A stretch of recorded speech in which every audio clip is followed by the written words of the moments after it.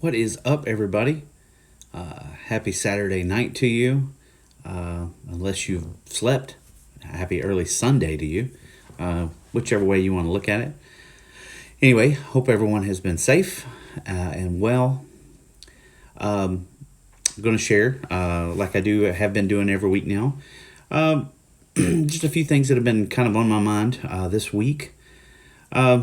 Like I mentioned every week, just to start off, I am sharing things from the Bible, but I'm not coming at it from an approach of a real deep dive, hermeneutically or any kind of philosophical or theological kind of, hammer down super deep. I'm trying to keep this more in a devotional type perspective, just some thoughts to get you thinking, to get you into the Word and studying more of the Bible.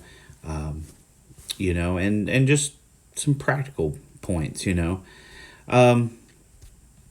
that being said, here we go. If there was going to be a title on this session tonight, it would probably be Stop Looking to Get Rescued from Things and Start Allowing God to Take You Through Things. I've talked before about our human desire to always want to find the easy way out. And a couple weeks ago talked about learning to embrace the hard, embrace the suffering, because God uses it to refine our character. Another concept that kind of goes hand in hand with that is to just embrace the trial that may be in front of you and watch God take you through it. Americans want the easy way out. There's just no secret. We want everything right now. We want the easy way. We want to do it our way. And then we get ourselves into situations we can no longer manage and then expect God to come rescue us. Sometimes he does, because he's just that good. And we praise God for those times. However, how do you react when he doesn't? Do we pout and doubt his goodness? Oh, why, God? Why did you let this happen to me?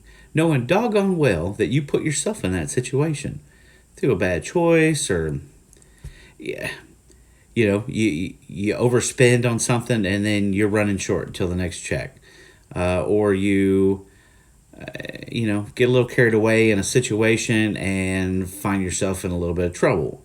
Whatever the case is, if you put yourself there, don't get mad at God if he doesn't rescue you from it. That's my point. Do we? But we do. We have a tendency to want to blame him. Oh, God, you let me get into this. Oh, no, you didn't. You got yourself into it. On the things, though, that maybe didn't happen, or that did happen, and that weren't anything that you caused. Just sometimes life happens. And in those cases, if God still doesn't rescue you from it, how do you trust him in that bigger plan, in that bigger purpose? Because he always has a plan.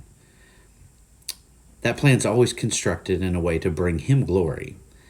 And so, with that being said, with that tempo, there's going to be a little bit of reading involved tonight, straight from the Bible, because I want to allow the Bible to do its thing.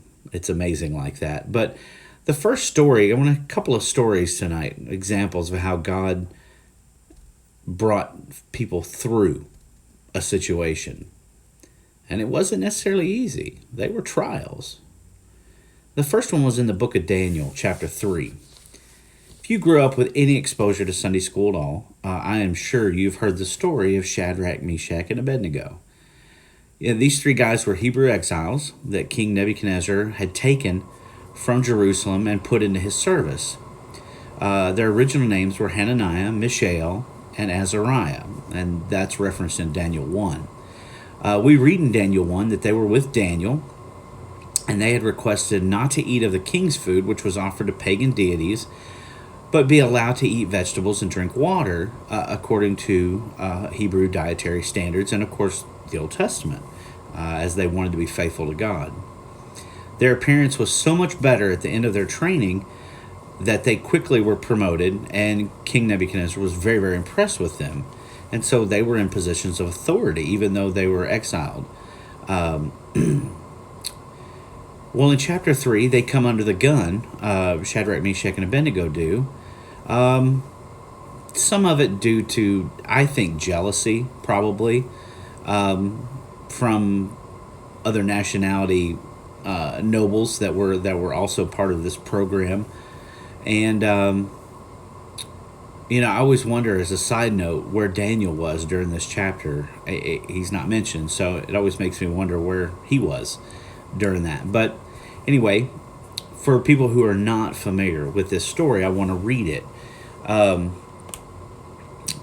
it's not a very long chapter, but work with me here tonight. So in chapter 3, we see Daniel, or in the book of Daniel, we see that King Nebuchadnezzar made an image of gold. There are several times in this book that he gets a little big for his britches. Multiple times God has to take him down a peck or two. This is going to be one of those, just to set that up. Anyway, he made an image of gold, 60 cubits high, 6 cubits wide. This is huge. And set it up on the plain of Dura in the province of Babylon. He then summoned the satraps, the prefects, the governors, advisors, treasurers, judges, magistrates, and all provincial officials to come to the dedication of the image that he had made. And they stood before it. And then the herald loudly proclaimed, "Nations and peoples of every language, this is what you're commanded to do. As soon as you hear the sound of the horn, the flute, the zither, the lyre, the harp, pipe, and all kinds of music, you must fall down and worship the image of gold that King Nebuchadnezzar has set up.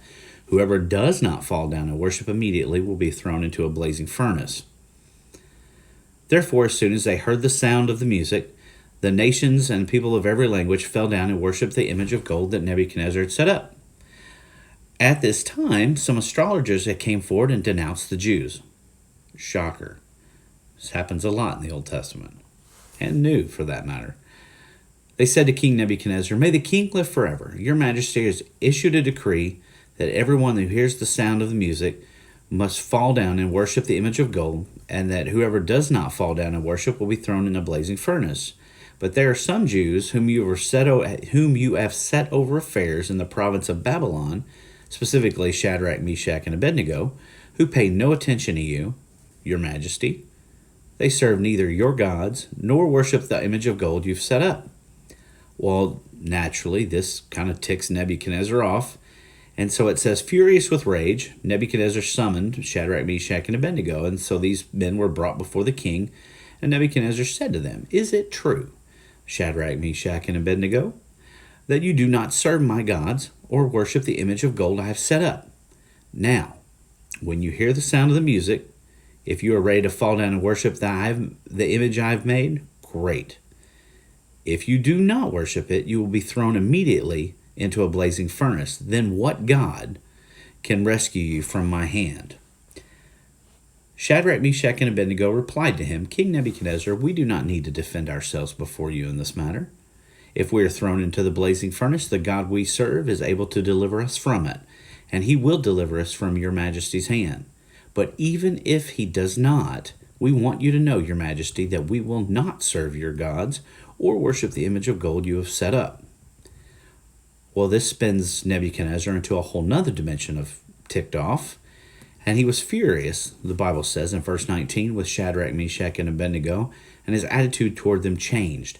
He ordered the furnace heated 7 times hotter than usual and commanded some of the strongest soldiers in his army to tie up the 3 men and throw them into the blazing furnace.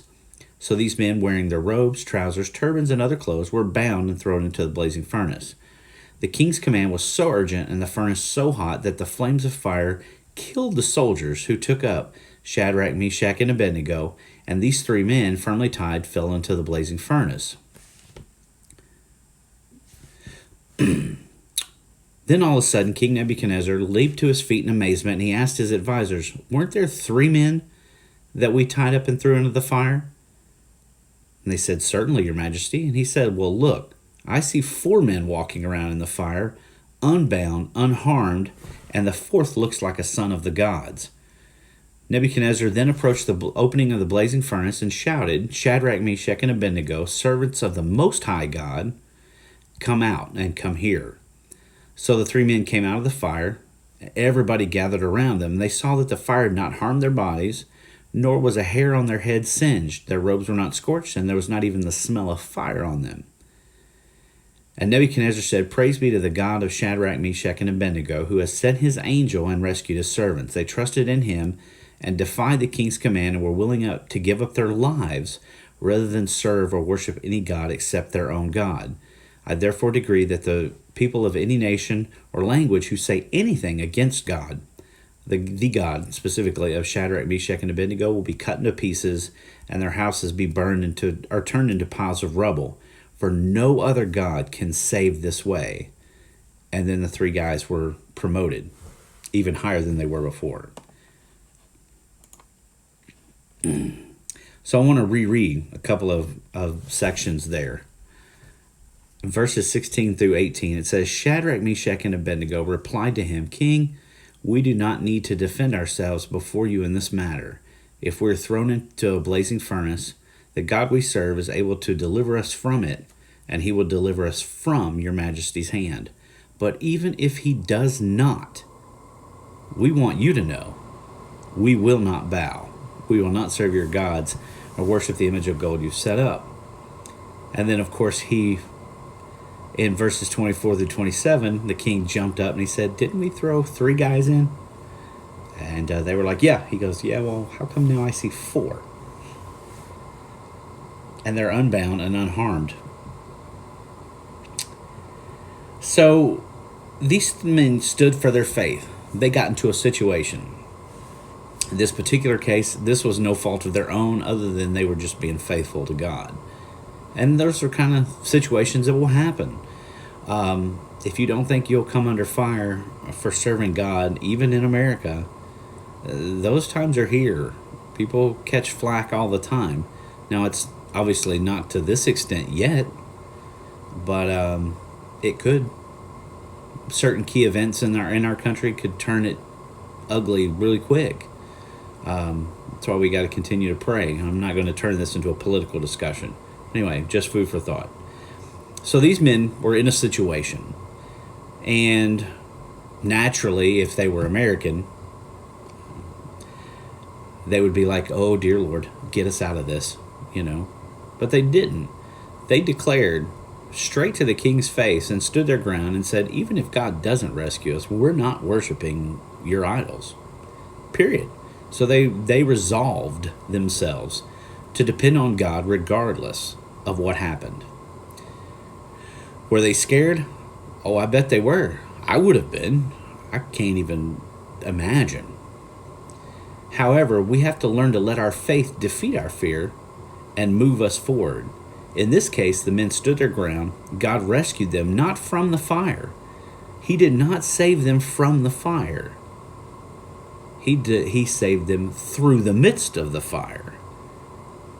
There was another person in that fire. And a lot of people believe this was a pre-New Testament appearance of Christ, of Jesus Christ himself, which is absolutely amazing.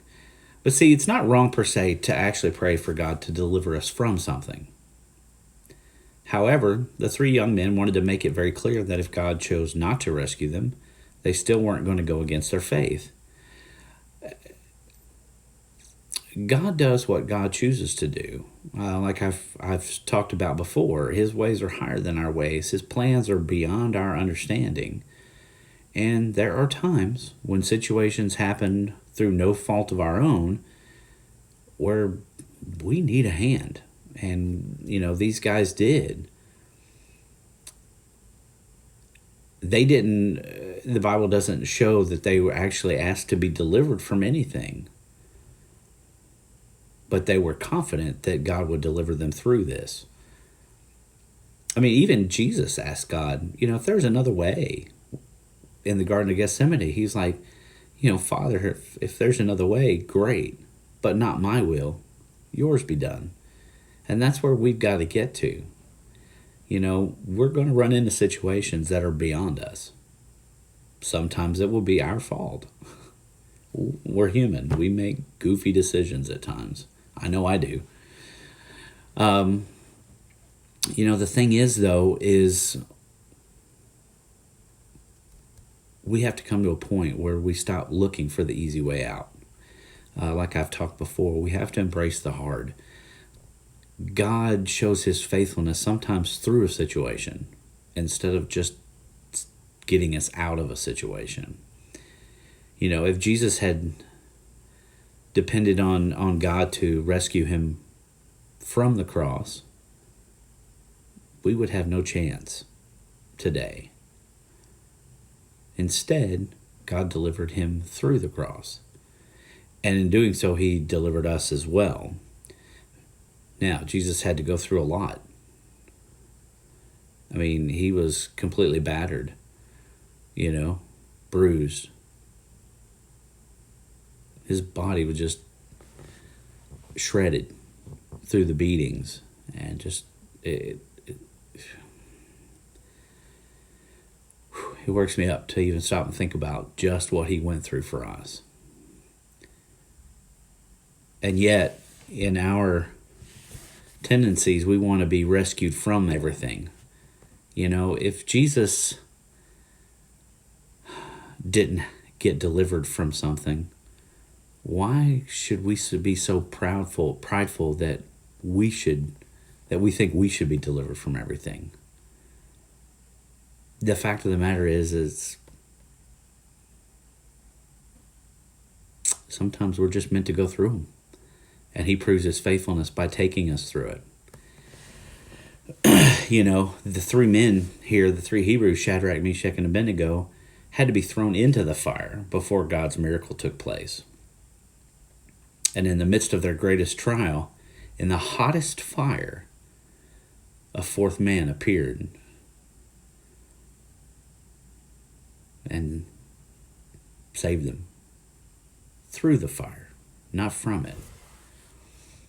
My other example is also in Daniel. It's in chapter 6, where Daniel himself comes under attack. Now, this time it wasn't under Nebuchadnezzar. That time had come and gone. Nebuchadnezzar had died. His son had taken over ruling in Babylon, and he was a complete ding-dong, basically. And God judged him. And so the Medes and the Persians took over, destroyed Babylon, and Daniel was taken to serve Darius, who was the first king of the Medes and the Persians under the new empire. And in Daniel 6, we see that, let me get my computer going here. We see that Darius had appointed 120 satraps to rule the kingdom, or governors, with 3 administrators to kind of govern those governors. So Daniel was one of these 3 administrators. So he was very high up. And they were made accountable so that the king might not suffer loss. Now Daniel distinguished himself among the administrators with his exceptional qualities, and the king actually planned to set him over the whole kingdom. At this, the administrators and governors tried to find grounds for charges against Daniel out of jealousy, but they were unable to do so. They were able to find no corruption in him because he was trustworthy and neither corrupt nor negligent. They said the only way we're going to be able to find charges against this man is if it has to do something with his God. And so these guys cooked up a scheme, went to Darius, and said, "King Darius, live forever. The royal administrators, prefects, satraps, advisors, and governors have all agreed that the king should issue an edict and enforce the decree that anyone who prays to any god or human being during the next 30 days, except to you, your majesty, should be thrown in the lion's den. Now, your majesty, issue the decree and put it in writing so that it cannot be altered, according to the law of the Medes and Persians, which cannot be repealed." Apparently, Darius had a prideful moment and decided to go with this. I still don't know why, to this day, why he did it, but hey, sometimes kings and humans in general, we get our moments of pride and a little big for our britches. So when Daniel learned that the decree had been published, he went home to his upstairs room where the windows opened toward Jerusalem. 3 times a day he gets on his knees and prays, giving thanks to God, just as he had done before. So he did not change his pattern, just like the 3 guys in Daniel 3. He refused to change his relationship with God just to satisfy a king. And so naturally they caught him as he was praying, and everybody went and tattled to the king and said, hey, didn't you make this rule? The king, yeah, we put this in the law. Like, well, Daniel is praying to his God and completely ignoring your law. And King Darius was very distressed about this because he knew Daniel was very trustworthy and he trusted Daniel. But out of integrity, as stupid as the law was, King Darius had to follow through because they all held him, all these other governors held him accountable. So the king gave the order with a lot of hesitation, and they brought Daniel and threw him into the lion's den. And the king said to Daniel, "May your God, whom you serve continually, rescue you." So they sealed the den, and the king sealed it shut with his signet ring so that nobody could get in there and try to save him. The king went to his palace and spent the night without eating or without entertainment because he was worried. He knew that this was all set up out of jealousy with Daniel. And so he got up first thing in the morning and ran to the den, and he called to Daniel and said, "Daniel, servant of the living God, has your God, whom you serve continually, been able to rescue you from the lions?" And Daniel said, "King, live forever. My God sent his angel, and he shut the mouths of the lions. They have not hurt me because I was found innocent in God's sight, nor have I done anything wrong to you, your majesty." So the king was overjoyed with this, and out of his aggravation with the setup from the other people, all of those who falsely accused Daniel were immediately thrown in the den, and they didn't even hit. And in fact, not only were the men thrown in, their wives and children were as well. I'm kind of summarizing the chapter here. But before any of those folks could even reach the floor of the den, the lions had already overpowered them and crushed them. God is a good God. And so here we have a second example,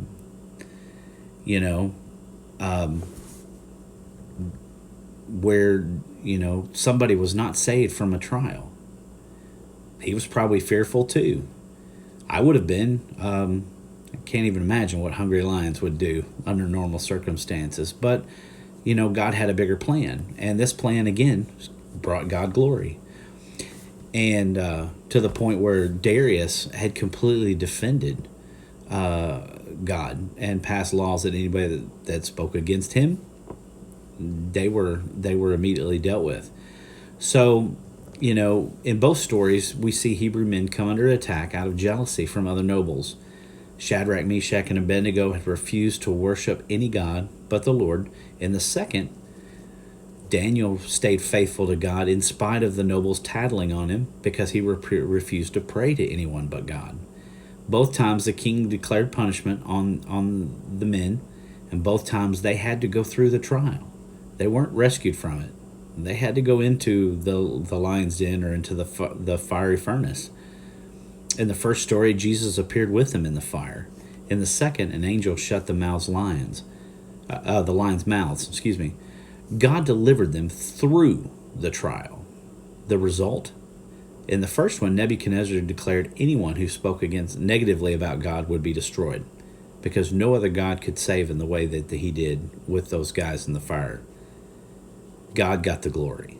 In the second, King Darius made a similar proclamation protecting Daniel.